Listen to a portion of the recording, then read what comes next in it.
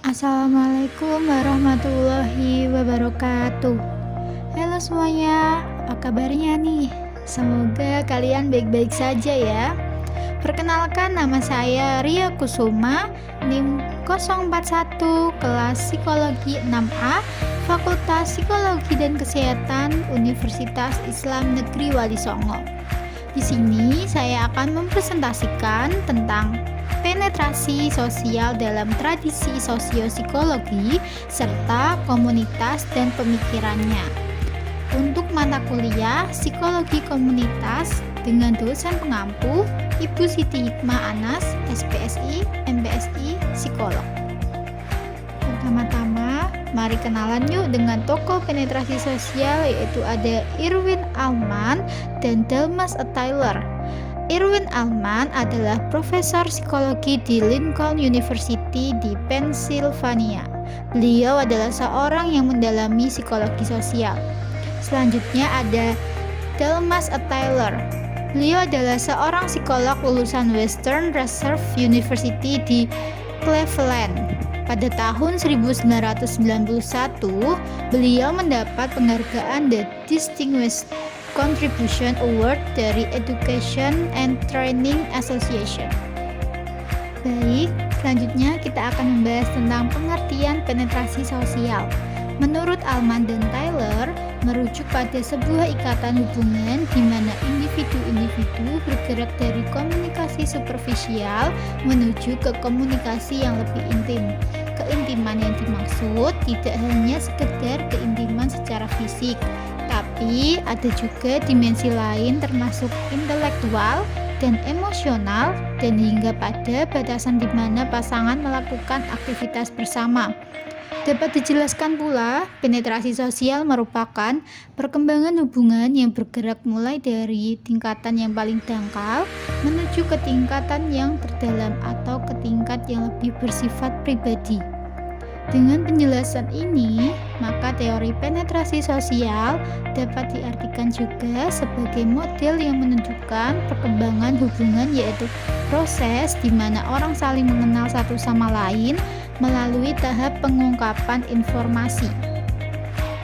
Alman dan Tyler menjelaskan bahwa kepribadian manusia dianalogikan seperti bawang yang memiliki beberapa lapisan, seperti gambar di bawah ini. Gambar tersebut dapat dipahami bahwa bawang tersusun atas sejumlah lapisan kulit, mulai dari lapisan luar hingga lapisan dalam.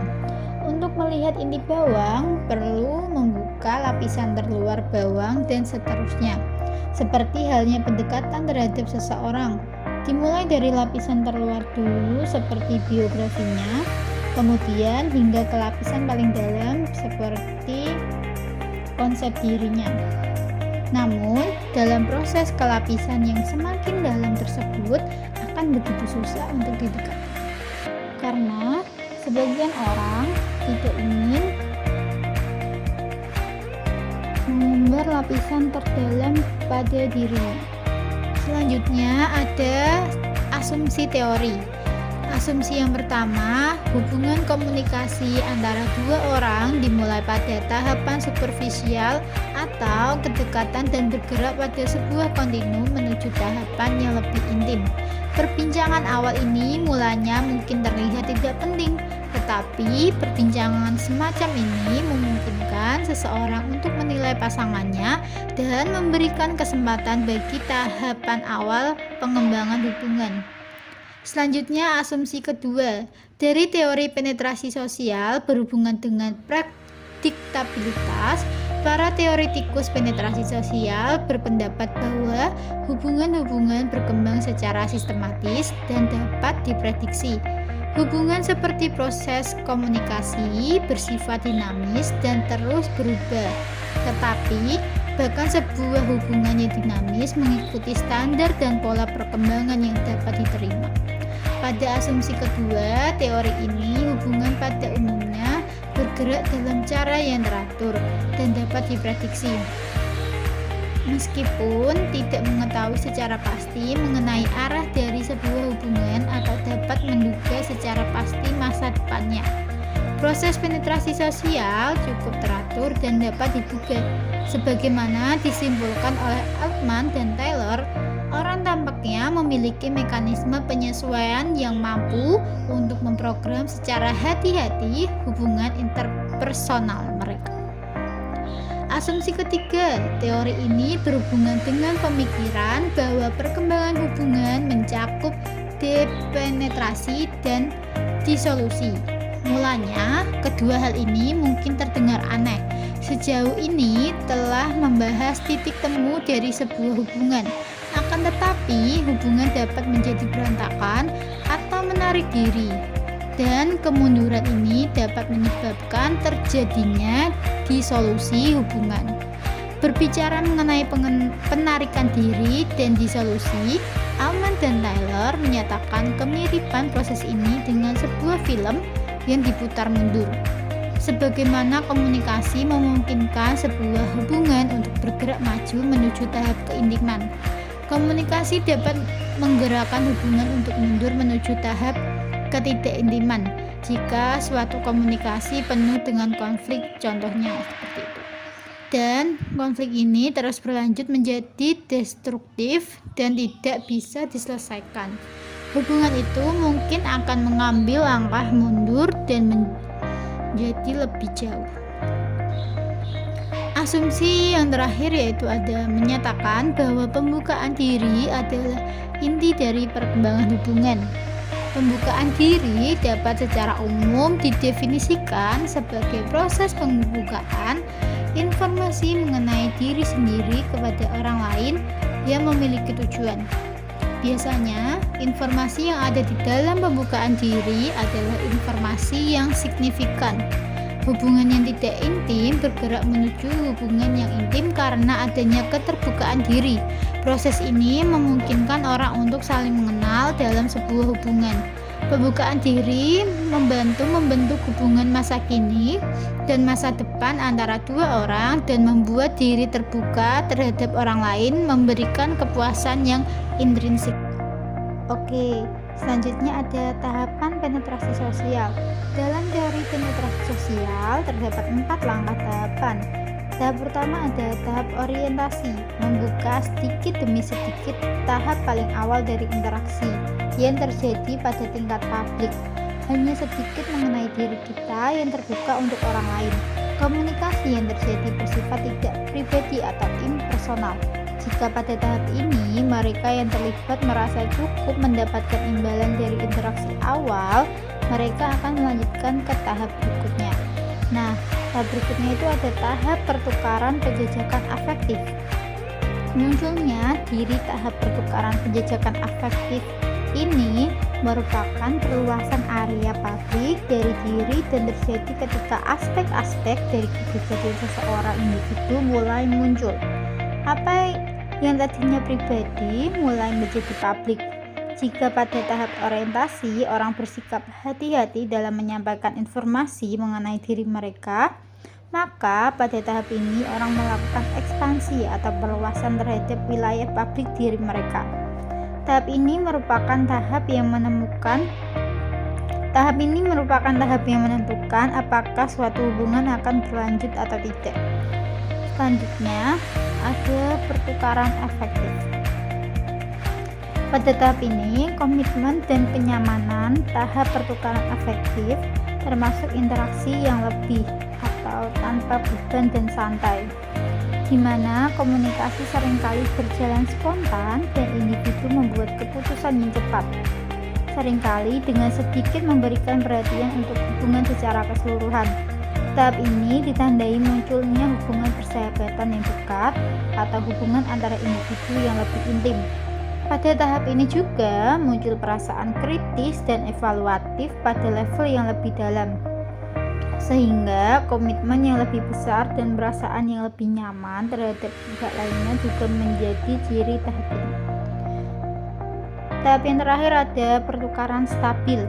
Kejujuran total dan keintiman tahap pertukaran stabil berhubungan dengan mengungkapkan pemikiran, perasaan, dan perilaku secara terbuka yang mengakibatkan munculnya spontanitas dan keunikan hubungan yang tinggi. Tidak banyak hubungan antara individu yang mencapai tahap ini. Individu menunjukkan perilaku yang sangat intim sekaligus sinkron, yang berarti perilaku masing-masing individu seringkali berulang, dan perilaku yang berulang itu dapat diantisipasi atau diperkirakan oleh pihak lain secara cukup akurat.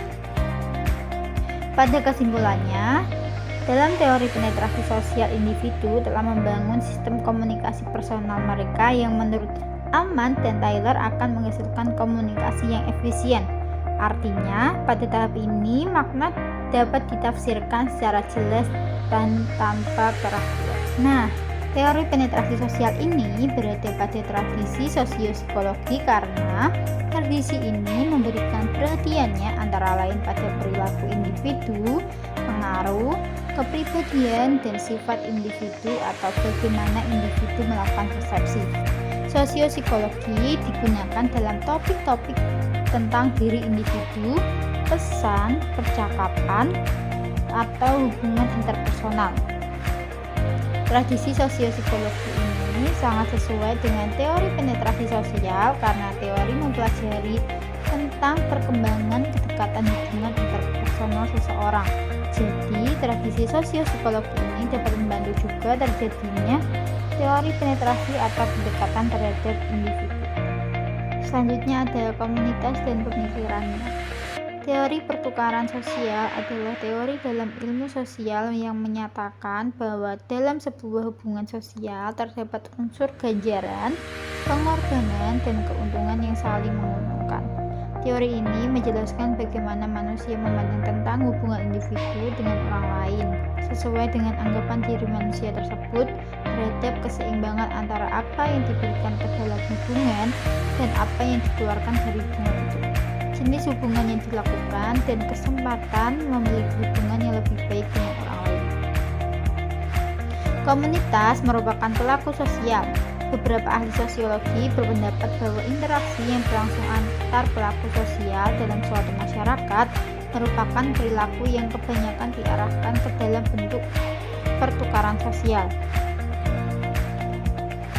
Homans maupun Blau dalam Johnson 1986 dan Poloma 1984 mempunyai pandangan yang sama bahwa struktur masyarakat dan lembaga sosial itu benar-benar ada disebabkan oleh pertukaran sosial. Dalam komunitas ini, pertukaran sosial tidak hanya berlangsung antara individu saja, melainkan juga diamati dalam struktur organisasi sosial. Struktur sosial suatu komunitas terbangun oleh jalinan interaksi orang-orang dengan status dan peran yang berbeda-beda.